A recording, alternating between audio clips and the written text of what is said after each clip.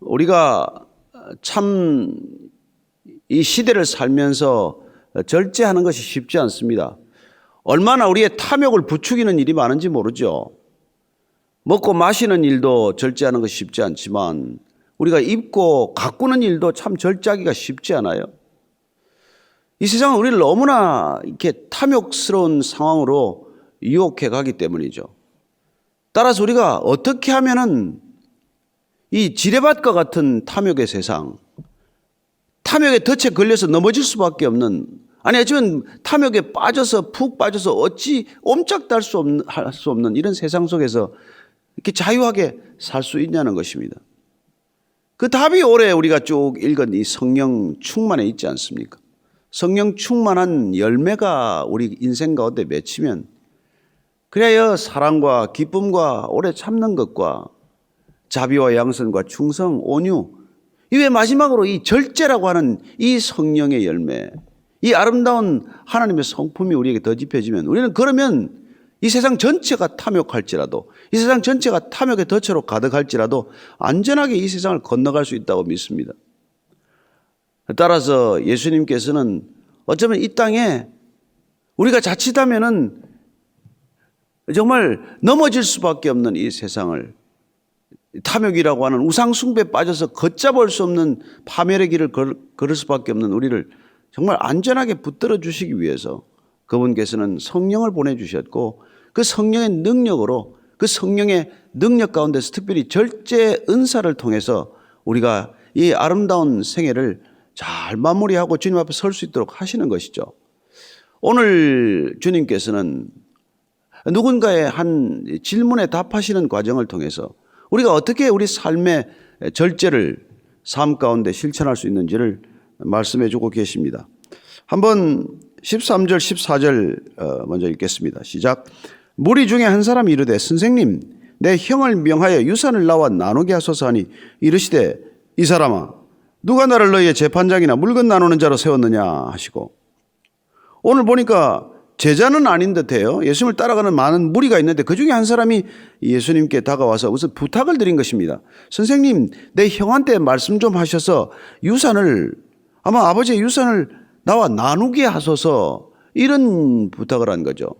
어쩌면 뭐 이스라엘 상속법상 형은 두 몫을 차지하고 동생은 한 몫이었는데 형이 욕심을 내서 동생 걸 아예 안 주고 독차지하겠다고 하는 그런 상황이 벌어진 것 같아요.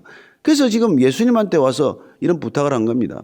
당시에 이런 유산 분쟁이 많았고 또 랍비들한테 이런 문제의 중재를 요청한 그런 선례들이 있었다는 것을 우리가 알게 되면 뭐 예수님도 유명하고 능력 있는 랍비니까 한번 이런 부탁해 볼 수 있는 것이죠. 그런데 예수님께서 뜻밖의 굉장히 그 쌀쌀한 답을 하십니다. 이 사람아 누가 나를 너희의 재판장이나 물건 나누는 자로 세웠느냐. 아니 그냥 뭐 안 되면 뭐 그냥 내가 좀 입장이 어렵다고 말씀하시면 안 됩니까? 내가 재판장이냐? 내가 너희들 유산 나눠주는, 물건 나누는 사람이냐? 아니 이렇게 단호하게 강하게 대답하시는 이유가 뭡니까? 왜 이렇게 어떻게 보면은 정말 차갑게 이렇게 쌀쌀맞게 응대하시느냐는 것이죠. 저는 이 대화를 보면서 이게 베드로와의 대화를 얼핏 떠올리게 됩니다. 가이사랴 빌립보 지방에서 예수님께서 처음으로 내가 십자가를 져야 한다고 말하지 않았습니까? 베드로가 그 말 끝에 아니 예수님 십자가 져서는 안 됩니다 라고 이게 응답했을 때 예수님께서는 단호한 어조로 말씀하셨어요. 사탄아 내 뒤로 물러가라. 어쩌면 이 얘기는 베드로의 입술조차도, 예수님 바로 가장 가까이 있는 제자의 입술조차도 사단의 통로가 될 수 있다는 것, 사탄의 배후가 될 수 있다는 것, 우리가 일상 하고 있는 이 말이 얼마나 이 사탄의 통로로서 그렇게 쓰일 수가 있냐는 걸, 이걸 제자들한테 단숨에 드러내고자 하는 의도가 아니라면 어떻게 그렇게 단호하게 말씀할 수 있겠죠? 그럴 수는 없는 일이죠. 왜냐하면 그냥 우리가 보통 통상적으로는 베드로야 내가 나를 생각하는 마음은 알겠다. 너 나를 생각해서 그런 말 하는지 모르겠지만 십자가는 반드시 져야 하는 일이야. 이건 아버지의 뜻이야. 아버지의 결정된 뜻이라고 이렇게 좀 풀어서 자세하게 설명해 줄 수도 있겠지만 예수님께서는 단호하게 사탄아 내 뒤로 물러가라고 하심으로써 그 따르는 12제자에게 동일하게 이 어떤 메시지를 강력하게 담아주고자 하신 것 아닙니까? 어쩌면 베드로는 등골에 식은 땀이 흘렀을 거예요. 이런 비슷한 상황입니다. 지금 한 사람이 그냥 예수님한테 문득 이런 얘기를 드렸다가 예수님께서는 그냥 뭐라고 대답을 하십니까? 아주 그냥 뭐 단호하죠. 내가 재판관이냐? 물건 나누는 사람이냐? 그리고 뭐라고 답하십니까? 15절입니다. 그들에게 이르시되 삼가 모든 탐심을 물리치라. 사람의 생명이 그 소유에 넉넉한 데 있지 아니하니라. 어쩌면 이 한 사람의 질문에 대해서 모든 사람을 돌아오면서 예수님을 따른다고 하는 제자, 예수님을 따르고 있는 무리, 그 전체에게 강력한 메시지를 좀 전하고 있는 것이죠. 나를 따른다고 하는 것은 삶과 모든 탐심에서부터 돌아서야 하는 일이야. 경계하라고, 조심하라고, 탐욕을 조심하라고 이렇게 얘기하시는 것이죠. 왜냐하면 생명이, 너희들이 지금 나를 따르는 이유는 생명 때문이라고. 영원한 생명. 그 영생의 생명을 위해 따르는 자들은 이 소유의 문제로부터 풀려나야 되는 거야. 탐욕의 문제에서 벗어나야 한다고. 우리가 추구하고 있는 진리와 생명과 이 구원이라고 하는 것은 소유나 돈이나 재물과는 전혀 다른 길이라고, 다른 길. 이런 메시지를 강력히 담아서 말씀해 주고자 하시는 것이죠. 따라서 나는 생명의 떡이다. 내가 지금 너희들에게 주고자 하는 것은 풍성히 생명을 주고자 하는 것이다. 그런 그 생명을 얻고자 하고 주고자 하시는 이 관계 속에서는 돈이나 재물이 뚫고 들어갈 사이가 없어야 한다는 것이죠. 이 생명은 우리가 갖고 있는 것, 우리가 가지고 있고 갖고자 하고 추구하고자 하는 그런 돈이나 재물과는 상관이 없다는 것입니다. 아니 어쩌면 정반대의 길에 있다는 거예요. 그래서 당신이 아무리 많은 것을 소유했다고 하더라도 그 소유 때문에 생명을 지닐 수는 없다는 것입니다. 그 돈으로 무슨 생명을 살 수 있기를 합니까? 돈으로 생명을 바꿀 수 있기를 합니까? 따라서 지금 이 질문하는 사람의 머릿속에 있는 걸 주님께서 꿰뚫어 보고 지금 말씀하시는 거예요. 넌 지금 몸은 나를 따르고 있지만 생각은 온통 머릿속에 돈 생각이구만. 너는 몸은 지금 나를 따른다고 하지만 너는 지금 유산에 그냥 마음이 다 뺏겼구만. 그리고 심지어 너는 형이 너한테 내 몫을 주지 않는 데 대한 분노에 사로잡혀 있지 않니? 이걸 주님께서 한눈에 드러내는 것이죠. 그러니 그렇게 해서는 나를 따를 수 없단 말이다. 너는 내가 소유에 묶여 있는 난 진실로 영원한 영존하는 존재로 옮겨질 수는 없는 문제다. 이 말씀을 분명하게 해주고 계신 것이죠. 그러고선 예수님께서 비유를 들어서 이걸 말씀해 주십니다. 16절, 17절, 18절입니다. 읽습니다. 시작. 또 비유로 그들에게 말하여 이르시되 한 부자가 그 밭에 소출이 풍성하며 심중에 생각하여 이르되 내가 곡식 쌓아둘 곳이 없으니 어찌할까 하고 또 이르되 내가 이렇게 하리라. 내 곳간을 헐고 더 크게 짓고 내 모든 곡식과 물건을 거기 쌓아두리라. 여기 또 한 부자가 등장합니다. 부자란 뭐예요? 가진 것이 많은 사람이에요. 그 가진 것이 많은 사람한테 또 소출이 많이 늘어났어요. 그런데 무슨 이 사람에게 걱정할 게 있습니까? 그런데 부자인데다가 수입이 더 늘어나도 걱정은 하게 돼 있어요. 이걸 다 어떡하지? 어떻게 쌓지? 어디다 보관하지? 이걸 어떻게 안전하게 지키지? 또 그런 걱정이 생긴 거 아니에요. 그래서 그 사람은 나름대로 합리적인 결정을 내립니다. 그래, 맞아. 지금 곳간을 헐고 더 큰 곳간을 짓자. 그리고 그 크게 지어가지고 거기다가 모든 곡식과 내 모든 소유를 다 거기다 쌓아놓자. 당연한 결정이죠. 합리적인 판단과 결정이죠. 그런데 예수님께서는 이 결정에 대해서 뭐라고 하십니까? 그리고는 이 또 부자가 혼자서 이렇게 말해요. 19절입니다. 또 내가 내 영혼에게 이르되 영혼아 여러 해 쓸 물건을 많이 쌓아뒀으니 평안히 쉬고 먹고 마시고 즐거워하자 하리라. 그렇습니다. 곳간을 크게 지어서 이 문제를 해결했다고 생각을 하고 이제는 자기 자신에게 이렇게 다독이고 자기 자신에게 격려하는 것이죠. 야, 정말 산처럼 쌓았으니까 이제 걱정하지 말아라. 이제 여러 해 술근을 많이 쌓아두었으니까 평안히 쉬어라. 잘 먹고 잘 쉬어라. 그리고 즐거워해라. 이렇게 자기 영혼에게 얘기를 한다는 거예요. 근데 이 사람의 문제는 뭘까요? 가지고 있는 소유를 더 큰 곳간에 쌓고자 하는 이 탐욕을 주님께서 뭐라고 말씀하십니까? 그리고 이게 어떤 문제가 있다는 거예요? 오늘 본문 말씀을 찬찬히 우리가 들여다보면 또 헬라어 원문을 보면은요, 이 사람이 지금 이야기는 끊임없이 나. 이 8번 반복돼요. 나의 것, 나의 것, 나의 것. 4번이 반복이 됩니다. 그러니 단 서너 줄의 말씀 가운데 12번이나 나와 내 것이라는 것에 온통 마음이 빼앗겨 있다는 것을 알게 됩니다. 따라서 부자의 이 문제는 오로지 관심이 내게 집중되어 있다는 것. 탐욕이란 나한테 대한 관심이 집중되어 있는 상태를 말하는 것이죠. 왜 탐욕합니까? 왜 절제를 잃어버려요? 왜 분별력을 잃어버립니까? 왜 그렇게 자꾸 탐욕스러워져요? 결국은 나와 내 소유에 대한 관심 때문에 그렇다는 거예요. 따라서 탐욕스러운 상태, 절제를 잃어버린 무절제한 상태에서는 결코 우리는 신앙의 길로 접어들 수 없다는 것을 알게 됩니다. 두 번째 계속되는 문제는 그렇게 될 경우에는 이 탐욕이란 이웃과의 관계를 해치고 이웃과의 관계를 단절한다는 것입니다. 이 사람은 지금 이웃에 대한 관심은 없지 않습니까? 오직 오직 내 것에만 대한 관심 때문에 내 곳간, 나의 안전, 이 모든 것들을 담보할 수 있는 방법은 오직 나에게만 집중이 되어 있다는 것입니다. 따라서 세 번째 더 큰 문제가 있어요. 그 문제는 뭐냐면 하나님과의 관계가 끊어진다는 것입니다. 그렇습니다. 이 탐욕의 문제는 오직 나 자신에게만 관심을 집중시키게 되고 그 결과로 이웃과의 관계가 끊어지게 되고 더 소중한 것은 하나님과의 관계가 이어질 수 없다는 것입니다. 결국 탐욕이란 우상숭배라고 하는 이유는 하나님 대신에 내 소유에 집착하는 나머지 내 소유를 우상으로 만들어버리는 것이고, 그렇다면 하나님을 경배할 수 있는 삶과는 완전히 거리가 멀어지는 것이죠. 정반대의 길로 갈 수밖에 없다는 것입니다. 따라서 우리는 예수님께서 이 부자에 관한 얘기를 여러 차례 하지 않으셨습니까? 소유의 문제, 부의 문제, 끊임없이 말씀하신 것이죠. 그래서 나중에 보면은 뭐 부자와 그 거지 나사로의 얘기도 하셨고, 또 예수님을 따라와서 내가 어떻게 영생을 얻으리까 질문하던 부자 관원도 생각이 나지 않습니까? 그 젊은 부자 관원의 문제도 결국 이 소유의 문제, 탐심의 문제 때문에 하나님을 더 이상 추구하지 못하고 되돌아서는 걸음을 보게 됩니다. 원래 예수님께서는 산상수훈에서 이 문제를 미리 말씀해 주고 시작을 하셨어요.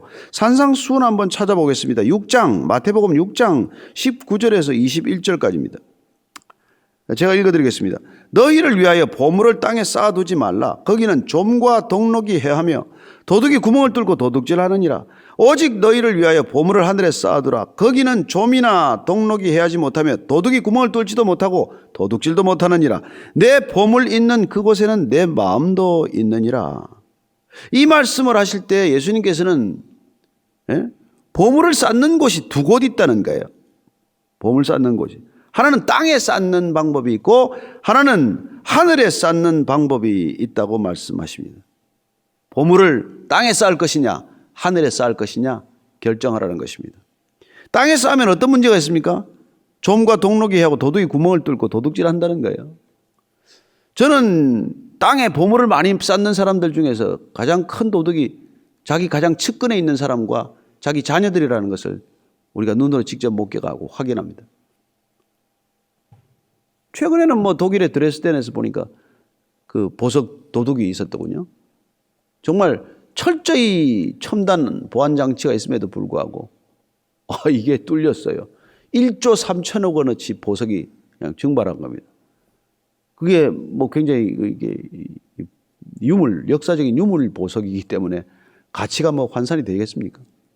근데 보니까 이 도둑이 박물관 침입하기 전에 도심에서 화재가 발생하고 그리고 보안 장치가 작동이 안 되고 얼마나 치밀하게 계획했는지 모르죠. 아마 한편 영화일 겁니다. 어쨌건 그 일을 보면서 이렇게 박물관이 뚫릴 정도면 도둑이 마음만 먹으면 개인 집은 뚫지 못할 집이 어디 있겠어요. 마음 먹기만 하면. 그래서 하나님께서는 이 부자들에게 그림 두 개를 보여준 거예요. 한 그림으로. 자, 하늘에 금고를 쌓는 방법, 금고를 둘 것이냐 아니면 땅에 금고를 두고 살 것이냐. 하늘 금고는 물론 안 보이죠. 그래서 하늘 금고 쌓겠다는 사람 별로 없습니다. 땅에 보이는 금고를 가득 채울 생각들에 내 마음을 빼앗기고 살지 하늘에 있는 금고에 가득 채우자. 이런 사람 생각은 아무리 주님께서 그렇게 말씀을 하셔도 그렇게 살아가기란 쉽지 않다는 것을 우리 잘 압니다. 그래서 사실은 이 누가복음에 보면은 오늘 본문 뒤에 보면 또 다른 그림을 하나 이미지를 보여줘요. 하늘 금고라는 이미지 말고 이 재미있는 금고를 하나 비유를 하나 해주고 계십니다. 그게 누가복음 우리 12장에 있는 33절 말씀인데요. 33절 말씀 한번 같이 읽겠습니다. 시작. 너희 소유를 팔아 구제하여 낡아지지 아니하는 배낭을 만들라. 곧 하늘에 둔 바 다함이 없는 보물이니 거기는 도둑도 가까이 하는 일이 없고 좀도 먹는 일이 없느니라. 너희 보물 있는 곳에는 너희 마음도 있으리라. 자, 주님께서 오늘 재밌게도 배낭을 하나 그려주세요. 배낭. 륵삭 같은 거겠죠. 그 륵삭에다가 내 소유를 팔아서 내가 선행을 하는 그 선행을 넣지 않겠니? 그러면 그 배낭에 들어있는 보물은 누구도 빼앗지 못해. 예? 거기는 도둑이 올 수도 없고 빼앗을 수도 없고 그건 해칠 수도 없는 일이야. 그리고 중요한 것을 말씀해 주시죠. 보물이 있는 바로 그곳에 내 마음이 있게 된다는 거예요. 그래서 우리가 어떻게 하나님을 사랑할 수 있습니까? 하나님을 경배할 수 있는 길이 뭐예요? 어떻게 하면 우리가 하나님을 더 사랑할 수 있을까요? 여러분, 재물을 하나님을 위하여 쓰는 것, 재물을 이웃을 위하여 스스로 포기하는 것, 재물을 땅의 금고에 쌓는 것이 아니라 땅에서는 흩어버림으로 배낭, 보이지 않는 투명 배낭, 하나님께 가져갈 수 있는 유일한 배낭, 그 배낭에 넣으라는 거예요. 이 재밌는 표현 아닙니까? 재밌는 그림 아니에요. 사람들은 전부 지금 요새 보면 젊은 사람 다 륵삭 하나씩 메고 다니더만요. 여행 다닐 때 보면 전부 륵삭을 맸어요. 거기는 보이는 물건들은 없겠지만 그러나 그건 하나님에 못 가져간다는 거예요. 거기는 아무리 보석을 담고 비싼 걸 닫아도 가져갈 수는 없지만 그냥 투명한 배낭을 하나 만들어라. 그 투명한 배낭에다가 내 선행과 구제와 내 하나님을 향한 사랑을 가득 담으면 그건 영원히 가져갈 수 있는 배낭이 될 것이라. 이런 얘기를 해주는 거나 마찬가지예요. 그러면 그 배낭을 차곡차곡 우리가 자꾸 생각할 때마다 거기다가 우리가 쌓게 되면, 보물을 쌓게 되면, 그러면 그 보물이 있는 그곳에 하나님을 향한 사랑이 담기게 되고, 그러면 세상에 대한 욕심, 내 소유에 대한 욕심을 자연스럽게 이기고, 놀랍게도 하나님을 더 사랑하게 되고 하나님을 더 신실하게 의지하게 된다는 것입니다. 어떻게 하면 더 좋은 신앙을 가질 수 있어요? 어떻게 하면 더 좋은 믿음의 길을 갈 수 있습니까? 어떻게 하면 내가 신앙을 정말 하나님이 원하시는 신앙으로 빚어갈 수 있을까요? 그렇습니다. 내 마음이 거기 가도록 하면 된단 말이에요. 그 마음이. 그래서 사실 우리가 뭐 그런저런 헌금 얘기도 하고 하는 것이죠. 그래서 그건 결국은 하나님을 위해서 써라. 너를 위하여 보물을 쌓지 말고 하나님을 위해서 써라. 곧 이웃을 위하여 흩어라. 내 곳간에 재물을 쌓기보다는 내 곳간에 있는 재물을 흩어서 땅에서 흩으면은 오히려 그게 하늘에 영원히 쌓이는 보물이 될 것이다. 그러면 그 보물 있는 곳에 너는 내 마음도 있게 될 것이고 그게 곧 하나님 사랑이 될 것이고 이웃 사랑이 아니냐.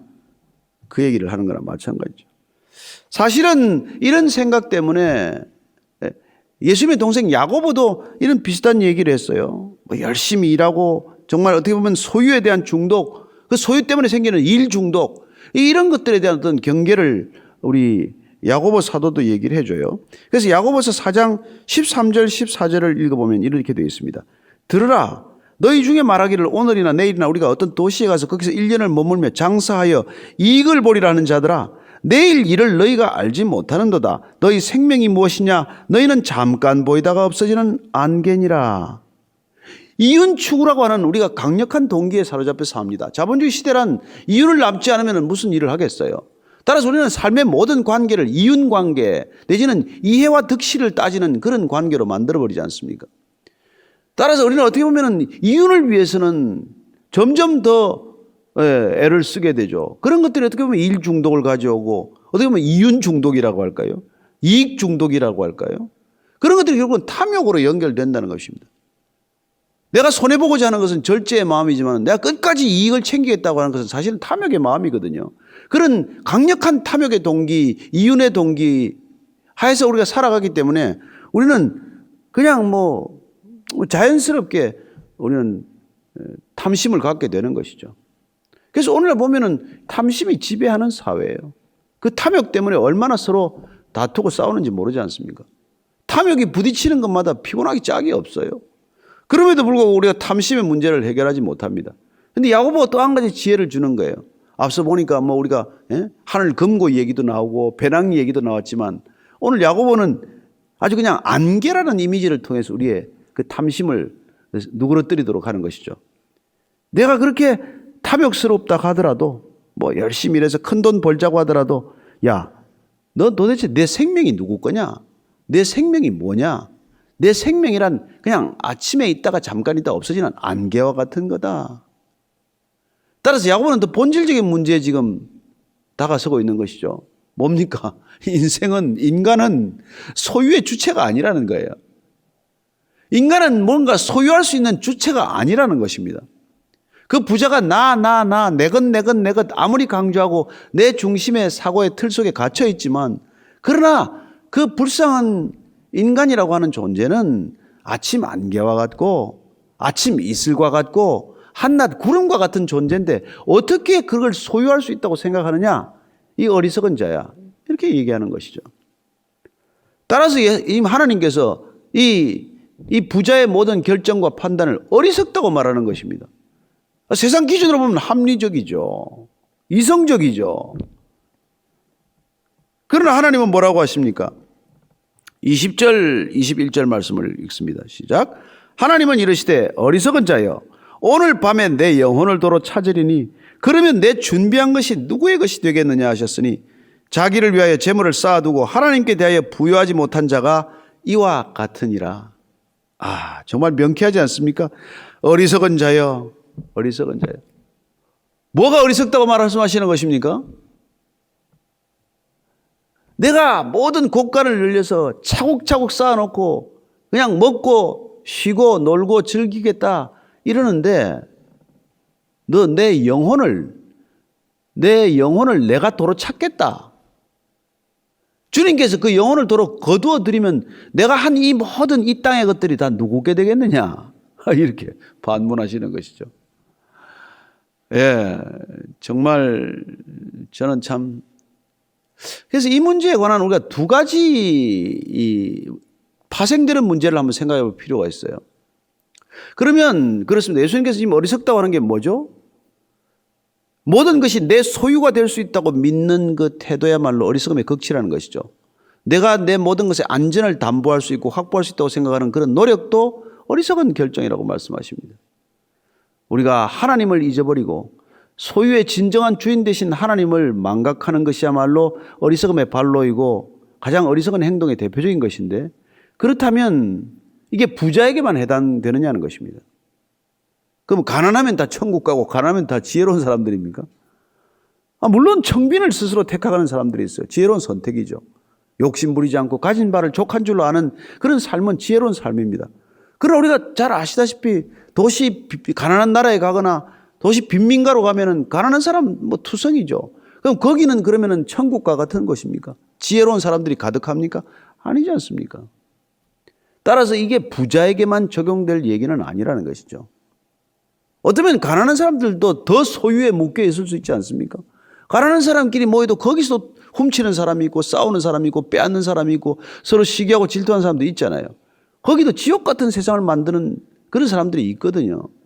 따라서 우리가 굳이 부자만 이 사람들은 어리석다고 말할 수는 없는 일이라는 것이죠.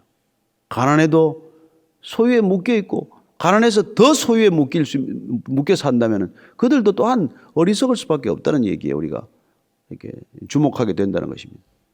또 한 가지 우리가 좀 주목해야 될 것은 그러면 이게 지금 돈을 많이 가지고 있는 소유가 많은 부자에 관한 얘기로 한정되느냐는 것입니다. 이 어리석은 자여 하고 할 때 부자들만을 향하고 재물만을 지금 대상으로 삼고 있냐는 것이죠. 우리가 조금 더 생각을 넓히면 어떻게 될까요? 돈이 아니라도 마찬가지죠. 어떤 것이라도 탐욕의 대상으로 삼는 게 있다면 마찬가지 아니겠어요? 권력은 어떻습니까? 돈보다 더 때로는 추악하지 않아요? 돈보다 더 권력에 탐욕하는 사람이 많지 않습니까?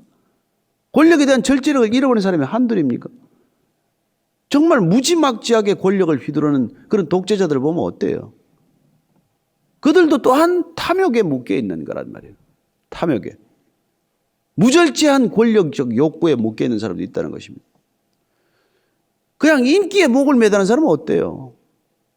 그냥 요새는 뭐 이 SNS 시대에 그냥 뭐 좋아요 좀 더 눌러달라고 정말 추태를 부리지 않습니까? 그런 것에 묶여 있는 건 어때요? 그 꼭 돈만 뭐 우리가 그 탐심의 대상입니까? 그런 인기나 그런 사람들에게 알려지고자 하는 욕구, 그런 무절제한 무분별한 욕구조차도 우리는 그것도 또한 우상 숭배의 한 형태라는 것을 우리가 분명히 꿰뚫어 보아야 한다는 것이죠. 이 복잡다단한 다원주의 시대를 살아가면서 우리는 언제 어떤 형태로 우리가 절제력을 잃어버릴지 모른다는 것입니다.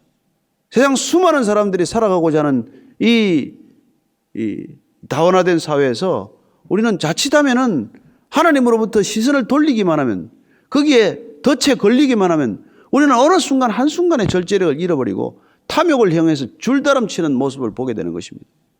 심지어 그게 관능적이고 유혹적인 것들에도 우리는 쉽게 빠져드는 것이죠. 그래야 무슨 술에 빠진다든지 무슨 도박에 빠진다든지 취미나 기호 생활도 마찬가지예요. 돈 못지 않습니다. 거기 빠지면은 우리는 그냥 헤어나올 수 없는 그런 덫에서 허우적거리는 것을 보게 되는 것이죠. 따라서 오늘 우리는 주님께서 정말 우리의 탐심을 절제하지 못한다면 우리는 어느새 구원의 길과는 전혀 다른 사망의 길을 걷게 된다는 것을 말씀해 주고 계신 것이죠. 따라서 주님께서는 우리에게 정말 놀랍게도 요한복음 이 12장 24절 말씀을 통해서 우리가 어떻게 절제의 삶을 충만하게 살 수 있는지를 정말 딱 한 말씀으로 정리를 해 주세요. 그 요한복음 12장 24절을 한번 같이 찾아서 읽어보겠습니다. 같이 읽습니다. 시작. 내가 진실로 진실로 너희에게 이르노니 한 알의 밀이 땅에 떨어져 죽지 아니하면 한 알 그대로 있고 죽으면 많은 열매를 맺느니라. 아멘. 아멘. 그렇습니다. 우리 자신이 정말 한 알의 밀이 땅에 떨어져 죽는 것처럼 죽으면 많은 열매를 맺는다는 거예요. 그러니까 아까 부자처럼 나 하나에 관심이 집중되어 있는 삶은 그냥 한 알 그대로 있는 삶 아닙니까? 그러나 내가 내 것을 포기하고 흩는 삶은 내가 내 것을 정말 주장하지 않고 내가 기꺼이 밀알처럼 죽어버리면 많은 열매가 맺히는 삶 산다는 것이죠. 이 많은 열매가 맺히는 삶을 하늘에 보화를 쌓는 삶이다 이렇게도 표현했고, 또 우리가 아까 말씀드린 건 투명한 배낭에 끊임없이 하나님의 상급을 담는 그런 길이기도 한 것이죠. 우리는 오늘 이 마지막 말씀을 기억해야 할 것입니다. 맞습니다. 씨앗이 죽어야 나무라는 생명이 탄생하는 것이고, 꽃이라고 하는 화려함이 떨어져야 죽어야 우리는 열매라고 하는 생명을 얻게 되는 것이고, 이 육신의 욕망을 죽여야 그래야 영원한 생명이라고 하는 열매를 얻게 되고 거두게 되는 것이죠. 오늘 풍성한 길을 가르쳐 주셨습니다. 재물에 풍성할 것이냐, 하나님께 풍성할 것이냐, 땅의 곳간을 크게 할 것이냐, 하늘의 곳간을 크게 할 것이냐 선택하라는 것입니다. 예수님께서 이 땅에 오셔서 구원이란 하나님께 부요한 삶을 사는 길이라는 것을 가르쳐 주신 것이죠. 이 땅의 부요함을 찾아 목마른 사람들에게 진정 영원한 목마르지 않은 부요함이 어떤 길인지 주님께서는 우리 모두에게 말씀하고 계신 것이죠. 오늘 기도할 때 주님, 그렇습니다. 정말 제가 이 어리석은 부자처럼 살지 않게 해 주옵소서. 재물로부터 자유하게 하시고 가진 바를 족한 줄로 알게 하시고 나눌 수 있다면 나누는 삶 살게 하시고, 그리하여 정말 하늘 곳간에 풍성한 삶을 정말 쌓게 하시고, 그리고 아버지와 함께 영원한 풍성한 생명 누리게 하여 주옵소서. 이렇게 한번 기도하겠습니다. 같이 기도하겠습니다. 하나님 아버지, 하나님께 대하여 부요한 삶을 살게 하여 주옵소서. 영원한 생명으로 영원한 부요함을 누리게 하여 주옵소서.